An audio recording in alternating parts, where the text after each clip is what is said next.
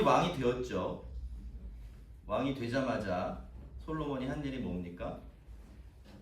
짐승 1000마리를 잡아서 하나님께 예배를 드렸습니다. 그리고 나라를 공평하고 정의롭게 다스리기 위해서 하나님께 지혜를 구했죠. 하나님이 어떻게 응답하셨습니까? 너무 기뻐하셨죠. 그러면서 이렇게 약속을 하십니다. 네가 오직 송사를 듣고 분별하는 지혜를 구하였으니 내가 네 말대로 하여 내게 지혜롭고 총명한 마음을 주리니 내 앞에도 너와 같은 자가 없었거니와 내 뒤에도 너와 같은 자가 일어남이 없으리라. 내가 구하지 아니한 부귀와 영광도 내게 주노니 내 평생에 왕들 중에 너와 같은 자가 없을 것이라. 이게 하나님의 약속이었습니다. 그리고 하나님께서는 솔로몬에게 약속하신 대로 지혜를 주셨죠. 그리고 그 지혜를 받아서 솔로몬은 자기가 소원하고 바랬던 대로 그 나라를 정의롭고 공평하게 다스리게 됩니다. 이것이 솔로몬의 출발점에서 솔로몬이 왕이 되고 나서 그에게 일어났던 일들인데요. 자, 그렇다면 여러분, 하나님께서 약속하셨던 다른 복들도 하나님께서 솔로몬에게 주셨을까요? 그렇죠. 그것도 아주 많이 기대 이상으로 주셨습니다. 우선 9장 마지막 부분을 보면 솔로몬은 이제 해양 무역 쪽으로 눈을 돌리고 있는데요. 홍해해변의 에시온게벨이라는 곳에 항구를 만들고서 거기서 배를 많이 만들었습니다. 솔로몬은 이 배를 북아프리카 유명한 금산지 오빌로 보내서 금을 사오게 하는데 이게 420달란트였다고 그래요. 무게로 하면 15톤 정도 됩니다. 그리고 10장 14절로 가보면 솔로몬이 국내외에서 벌어들인 것이 금으로 매년 666달란트였다고 하는데 이게 또 23톤이 넘어요. 22절을 보면 다시스 배까지 빌려서 히람의 배들과 함께 매년 금을 실어 나르게 했어요. 그 외에도 이런저런 통로로 구입한 금도 꽤 많았겠죠. 또 여러 나라에서 선물로 금을 받기도 했습니다. 그래서 솔로몬 시대 예루살렘에는 금이 얼마나 많았던지 27절을 보시면 은이 길거리에 돌 취급을 받을 정도였다라고 말하고 있어요. 아무리 이게 과장된 표현이라고는 하지만 솔로몬 시대의 이스라엘은 물질적으로 정말 엄청나게 부유했던 것이 틀림이 없을 겁니다. 솔로몬에게 지혜뿐만이 아니라 부귀와 영광도 주시겠다라고 약속하셨던 하나님은 그렇게 약속하신 대로 당신의 약속을 지켜내셨던 것입니다. 스바는요, 오빌과 좁은 해협 하나를 사이에 두고 있는 그런 장소입니다. 그래서 스바 사람들은 오빌에서 일어나는 일을 쉽게 지켜볼 수가 있었는데요. 어느 날부터 이렇게 보니까 갑자기 오빌 항구가 굉장히 바빠집니다. 보이지 않던 생전 처음 보는 배들도 많이 드나들고 말이죠. 그래서 스바의 여왕이 자초지종을 알아본 겁니다. 그랬더니 저 북쪽에 있는 이스라엘이라는 나라가 금을 엄청나게 사들이고 있다라는 소식이 들린 겁니다. 게다가 그 나라의 왕이 그렇게 지혜롭고 대단해서 세월이 흐르면 흐를수록 이스라엘의 나라가 점점 더 부강해져 가고 있다라는 소식도 듣게 되었죠. 여러분, 이 스바의 여왕은요, 요즘으로 치면 아주 크게 성공한 여성 CEO 같은 그런 사람이었어요.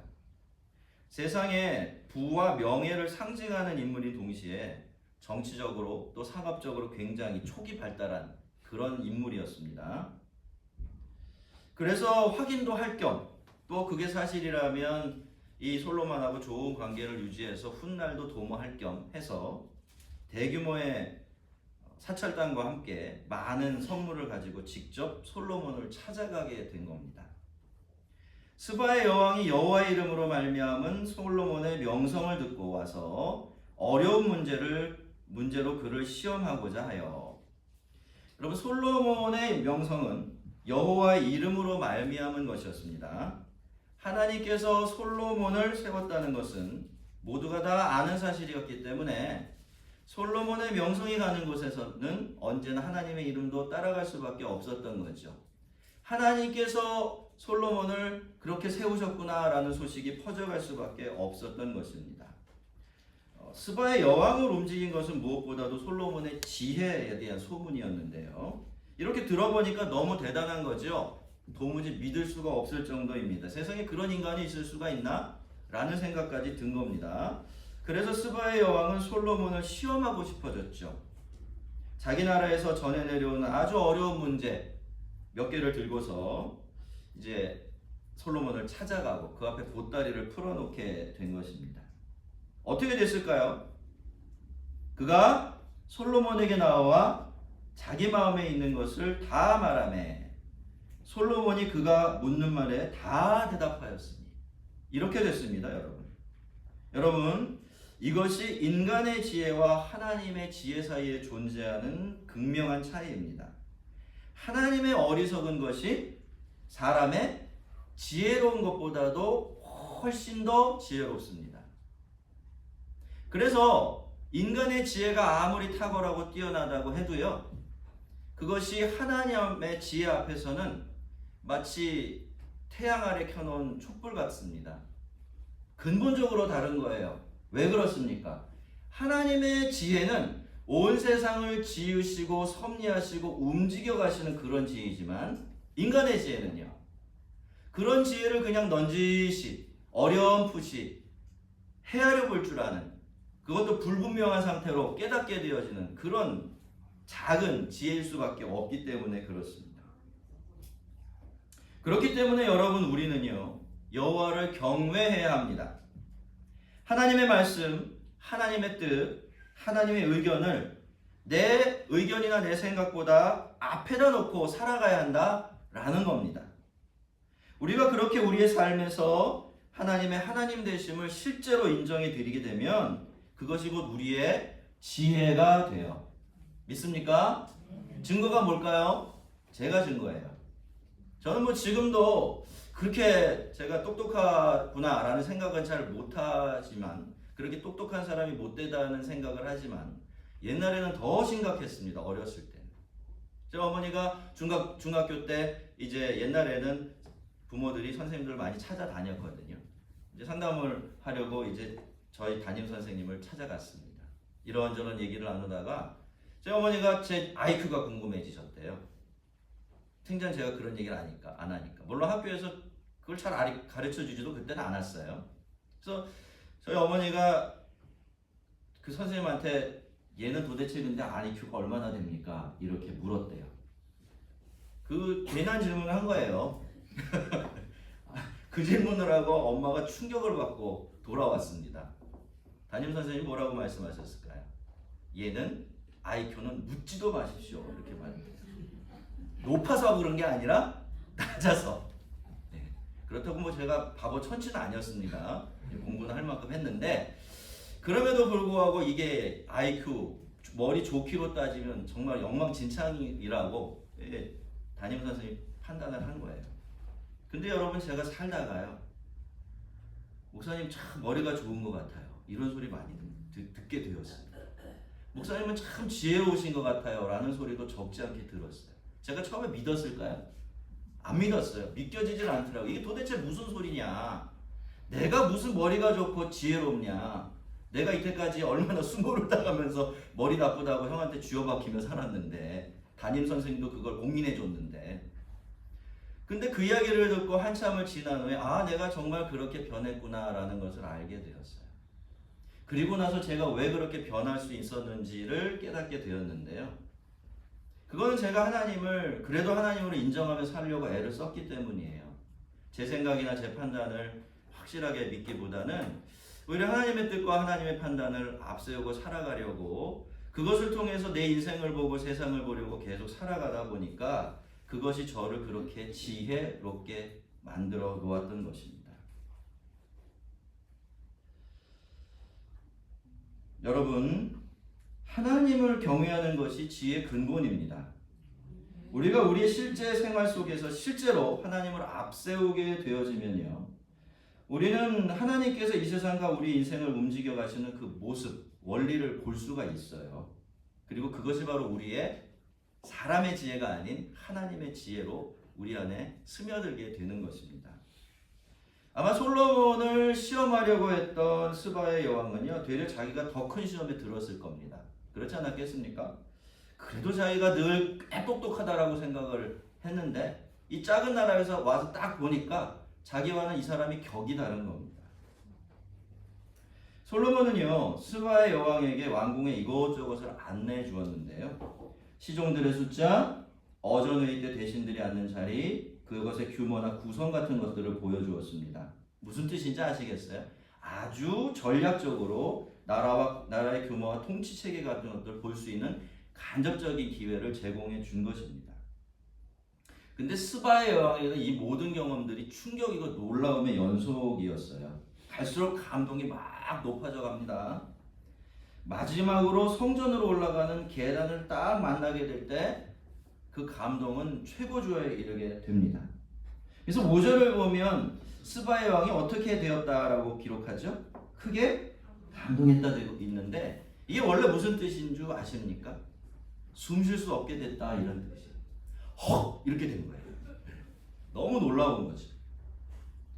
스바의 여왕은 그렇게 솔로몬의 지혜를 듣고 직접 와서 확인하고 솔로몬이 이루어놓은 것들을 보면서 그가 나라를 다스리는 것을 보면서 그렇게 숨이 막힐 정도의 감동을 느낄 수밖에 없었던 것입니다.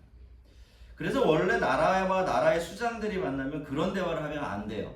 외교적이고 정치적인 대화 속에는 감정이 스며들면 안 되죠. 근데 이게 이 스바의 왕이 견딜 수가 없게 되어진 겁니다. 그래서 뭐라고 이야기합니까? 이렇게 이야기해요. 내가 내 나라에서 당신의 행위와 당신의 지혜에 대하여 들은 소문이 사실이로다. 내가 그 말들을 믿지 아니하였더니 고백하죠. 이제 와서 친히 본즉 내게 말하는 것. 신하들이 자기에게 들려준 것은 절반도 못 되니 당신의 지혜와 복이 내가 들은 소문보다 더하도다 라고 이야기해요. 여러분, 스바의 왕은 지금까지 그런 경험을 해본 적이 없었을 거예요.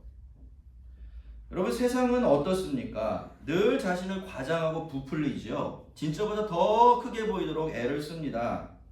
그래서 막상 가서 확인해 보면 별게 아니에요. 엄청난 소문만 있지. 그래서 오죽하면 소문난 단치에 뭐가 없어요? 먹을 것이 없다는 속담까지 생겨났겠습니까? 그게 세상의 생리라는 겁니다. 그런데 스바의 왕은요, 이번에도 아마 비슷한 생각을 하고 여기까지 왔을 겁니다. 에이, 소문은 그렇지만 진짜 그렇겠어? 라는 생각을 가지고 그래도 예의를 찾아야 되니까 그쵸? 자기가 가지고 있는, 자기를 과시할 수 있는 물건을 다 짊어들고 다수의 수행원을 거느리고 이스라엘까지 왔겠죠. 근데 막상 와서 보니까 어떻습니까? 소문이 비할 바가 아닌 거예요. 소문은 진실에 반에도 못 미쳤던 겁니다. 그러니 어떻게 됐죠? 헉! 이렇게 된 거예요. 숨이 막힌 겁니다.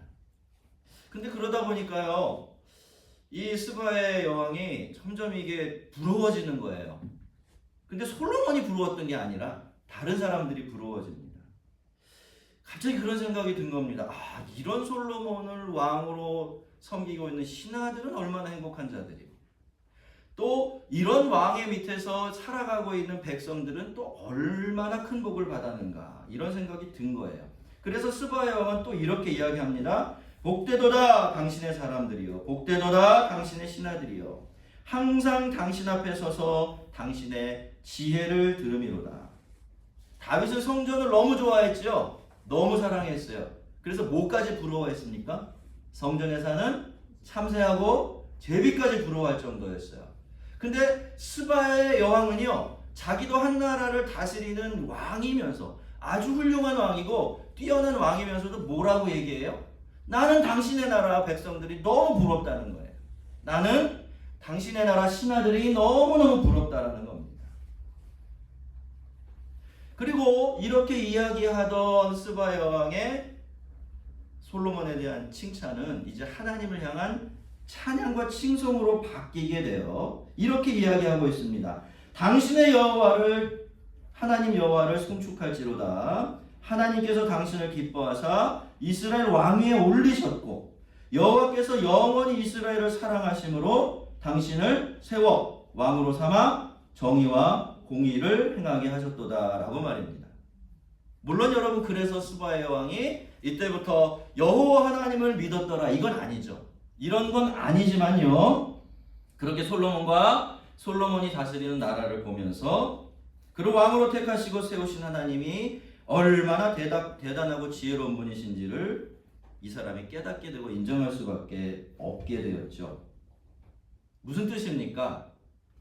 내가 섬기던 나의 신보다 당신이 섬기는 여호와 하나님이 훨씬 더 대단하고 뛰어나고 탁월하시구나 라는 것을 인정하고 고백하게 된 것입니다. 성도 여러분, 이것이 하나님께서 하나님의 백성들에게 복을 주시고요. 또 하나님의 백성들이 하나님의 뜻에 합당하게 그 복을 사용하게 되어질 때 그때 세상에서 일어나는 일들입니다. 여러분 우선 우리는요. 우리의 어깨 위에 하나님의 명예가 올라가져 있다라는 사실을 잊으면 안 됩니다. 우리의 최우선적인 목표는요. 우리의 존재가 그리고 하나님께서 우리에게 베풀어 주신 복들이 하나님께 영광이 되게 하는 것입니다. 여러분 세상은 우리가 하나님을 섬기는 하나님의 백성이라는 사실을 잘 알고 있어요. 맞습니까? 숨기려고 해도 숨길 수가 없더라고요. 제가요 새벽 기도를 끝내고 집으로 돌아갈 때면 꼭 그 입구에서 만나게 되어지는 분들이 계세요. 그분들이 처음에는 저 사람이 도대체 무슨 일을 하는 사람일까 싶었을 것 같아요. 그 새벽에 양복 입고 들어가잖아. 이런 사람이 매일 있는 거예요. 궁금하지 않겠습니까? 근데 어느 날 눈치를 보니까 알아차린 것 같더라고요. 아, 저 양반 뭔가 종교적인 일을 그러니까 교회에서 일하는 사람이라는 것을 알아차린 것 같더라고요. 느낌이 그랬어요. 여러분 왜 이런 일이 일어날까요? 왜 우리는 우리가 하나님의 백성이라는 사실을 감출 수 없을까요? 주님이 말씀하셨어요. 그 이유를 분명하게. 어떻게? 너희들은 산 위에 있는 동네야. 너희들은 등경 위에 켜져 있는 등불이야. 놓칠 수가 없는 거예요. 몰라볼 수가 없는 거죠. 그렇기 때문에 세상은요. 그런 우리를 통해서만 하나님을 인식하게 됩니다. 하나님을 이 어떤 분이신지를 볼 수 있어요. 왜냐하면 그들에게는 하나님을 직접 볼 수 있는 믿음의 눈이 아직은 없기 때문에 그렇죠. 그래서 여러분 우리가 우리의 인생을 이렇게 생각해 볼 때는요. 그게 별것 아닌 것처럼 생각될 수도 있어요. 별로 중요하지 않다는 생각이 들 수도 있습니다. 사실 세상의 시각으로 보면 그럴 수도 있을 거예요. 그렇지만 여러분 그럼에도 불구하고 그러한 우리의 인생이 이렇게 하나님과 연결되어지는 순간 어떤 일이 일어나나요? 하나님의 명예가 다 우리 어깨 위에 올라갑니다. 우리의 인생은 그만큼의 무게와 영광을 저절로 지니게 되는 것이에요. 그래서 여러분 무엇보다도 우리가 아름답게 살아야 합니다. 향기로운 성품을 지녀야 되는 거예요. 우리가 칭찬을 받아야 비로소 누구도 하나님도 칭찬을 받으시기 때문입니다. 자, 그런데 이 일을 하는 데 있어서 우리에게 정말 중요한 것이 무엇인가 하면 바로 우리가 하나님께 받은 지혜와 복을 우리가 어떻게 사용하겠는가 하는 문제예요. 여러분 하나님께서 당신의 백성들에게 복을 주시고 백성들은 하나님의 뜻에 합당하게 그 복을 사용할 때 세상은 우리를 통해서 하나님을 알게 되는 복을 받습니다. 내가 너로 큰 민족을 이루고 내게 복을 주어 내 이름을 창대하게 하리니 너는 복이 될지라 라는 이 오래된 아브라함에게 주신 약속이 우리를 통해서 성취되어지기 시작하게 되는 겁니다. 성도 여러분, 하나님께서 여러분에게 복을 주시죠? 예, 복을 주시면요 여러분은 꼭 세상의 복이 되시기를 바랍니다. 그 복이 여러분이 믿지 않는 사람들에 대해서에게서부터 칭찬을 받는 이유가 되게 하고 이웃을 유익하게 하는 이유가 되게 하고 그래서 하나님의 이름이 칭찬받게 하는 그런 이유가 되게 만드시기를 바랍니다. 그렇게 솔로몬처럼요 세상을 놀라게 하고 감동하게 하는 소문보다 진실이 배나 더 나은 그런 아름다운 인생들을 사시기를 바랍니다. 자, 13절까지는 이렇게 스바의 여왕이 솔로몬을 찾아왔을 때 있었던 일들을 기록한 다음에 14절부터는요 주로 솔로몬의 부요함에 대한 보고가 이어지는데요. 앞에서도 제가 짧게 언급을 해드렸지만 솔로몬의 지혜만큼 솔로몬의 부요함도 참 대단했습니다. 그렇게 크지도 않은 나라가 그렇게 짧은 시간 동안 그만큼 큰 부를 쌓아놓았다는 것은 정말 이걸 하나님의 축복이라고 밖에는 말할 수 없는 그런 형편이었죠. 하나님께서 정말로 부귀와 영화를 주시겠다라고 약속하신 그 약속을 이루신 겁니다. 그렇죠? 그 증인이 누구예요? 스바의 여왕이에요. 스바의 여왕이 그냥 거기 나온 게 아닙니다. 하나님이 정말로 약속하신 그대로 솔로몬에게 지혜도 주시고 부귀와 영화도 주셨다라는 것을 이방인의 입을 통해서 증거하게 하시려고 하나님께서 성경에 그 이야기를 거기다 끼워 넣으신 것입니다. 근데 여러분, 참 좋은 이야기인데요. 너무나 복된 이야기인데 이 솔로몬의 이야기 그리고 그의 왕국의 이야기의 밑에는 조금은 불안한 기류가 계속해서 흐르고 있습니다. 하나님은 그렇게 솔로몬에게 부귀와 영화를 주시겠다던 약속을 어김없이 지키셨고요. 그래서 솔로몬은 정말 전무후무한 복을 받게 되었지만 안타깝게도 하나님께서 넘지 말라고 하신 선을 넘나들면서 솔로몬은 개인적으로 그리고 이스라엘 왕으로서 위태한 행보를 좀 이어가는 듯이 보여요. 여러분 9장으로 돌아가 보면 9장은 솔로몬의 업적을 어떤 단어로 정리했죠? 무엇을 건축하고 무엇을 세웠다 라고 표현하고 있어요. 물론 객관적으로 보면요, 이건 국토 개조 사업이라고 부를 정도로 엄청난 대규모의 일을 완성시키는 일이 되지만요, 그럼에도 불구하고 성경은요, 그러한 솔로몬이었지만 하나님의 눈에 보기에는 그와 같은 그의 삶이 그저 뭔가를 세우고 건축하는 일의 전부였다라고 말하고 있는 것 같습니다. 그리고 안타깝게도 10장에서도 같은 맥락이가 이야기가 사실은 그 밑에 흐르고 있어요. 이번에는 수많은 건물과 성들 대신에 그가 쌓은 엄청난 부를 중심으로 해서 솔로몬 왕국에 대한 이야기를 풀어가고 있는데요. 근데 열왕기상 10장은요, 그 이야기를 무슨 단어를 중심으로 풀어가고 있습니까? 여러분이 아까 우리가 13절까지만 읽어보았지만 거기까지 오는 동안 여러분이 제일 많이 읽었던 단어가 뭐예요? 금입니다. 금. 열왕기상 10장은 솔로몬의 업적을 금이라는 하나의 단어로 요약하면서 풀어내고 있어요. 금, 금과 보석, 금, 그리고 또 금. 대충만 세어보아도요, 이 이야기가, 이 금 이야기가 시작되어지는 9장 26절부터 10장 마지막 절까지 이런 표현들이 7번에서 8번이나 등장합니다.